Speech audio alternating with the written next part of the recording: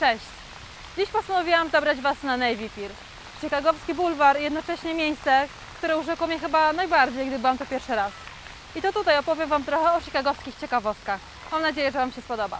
Zaczynamy!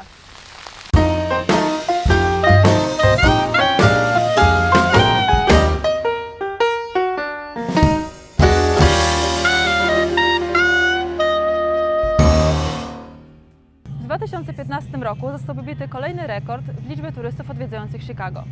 W samym tylko ubiegłym roku do miasta przyjechały ponad 52 miliony turystów, co oznacza 4,5% wzrost w stosunku do roku poprzedniego.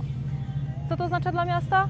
Zieleń, dużo zieleni. 935 milionów dolarów zebranych jedynie z podatków związanych z turystyką.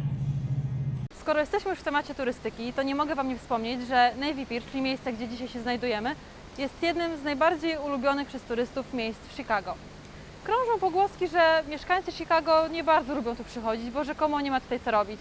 Ale nie wiem, czy mogę się z tym zgodzić, ponieważ jest tutaj wiele ciekawych miejsc, na przykład kino IMAX, gabinet luster, palmiarnia, w której teraz jesteśmy, czy kilka całkiem fajnych restauracji. Lubicie liczby i rocznice? W lipcu minęło 100 lat od otwarcia Navy Pier. Chicago jest trzecim co do wielkości miastem w Stanach Zjednoczonych. Wyprzedzaje tylko Nowy Jork i Los Angeles.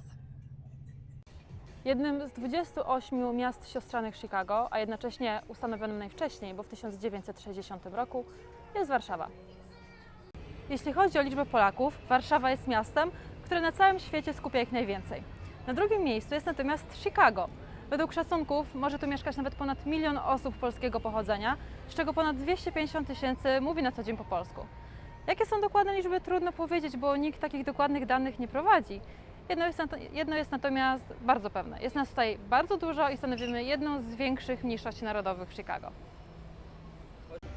W Chicago w 1893 roku powstał pierwszy na świecie diabelski młyn. Jego angielska nazwa, Ferris Wheel, pochodzi zaskakująco od nazwy jego twórcy, George'a Washingtona Gale'a Ferrisa Jr. Ten diabelski młyn, który widzicie za moimi plecami, nie jest oczywiście pierwotną konstrukcją, nie jest nawet którąś kolejną. Tak naprawdę jest to bardzo nowa konstrukcja, która powstała w tym roku i zastąpiła wcześniejszą, którą możecie kojarzyć z filmu Divergent. W Chicago mieszka ponad 2 700 000 osób. Jednym z przydomków Chicago jest wietrzne miasto, czyli Windy City. Wbrew pozorom nazwa ta nie ma nic wspólnego z wiatrem, który rzekomo jest tutaj większy niż w innych miastach. Skąd więc pochodzi ta nazwa? Prawdopodobnie od szemranych interesów i gangsterskich porachunków, z których kiedyś słynęło to miasto. Cóż, dalej słynie. Jezioro Michigan, nad którym położone jest Chicago, połączone jest z rzeką Chicago. Początkowo rzeka ta miała swoje ujście w jeziorze, ale ponieważ prowadziło to do szybkiego zanieczyszczania jeziora ściekami miejskimi, to w XIX wieku ze względów sanitarnych postanowiono odwrócić bieg rzeki.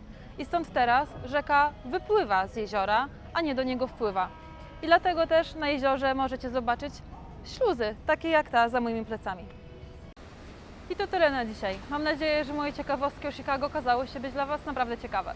Zapraszam Was do komentowania, lajkowania, subskrybowania mojego kanału, odwiedzania bloga i Instagrama. My widzimy się w kolejnym odcinku, a ja porelaksuję się tutaj jeszcze trochę.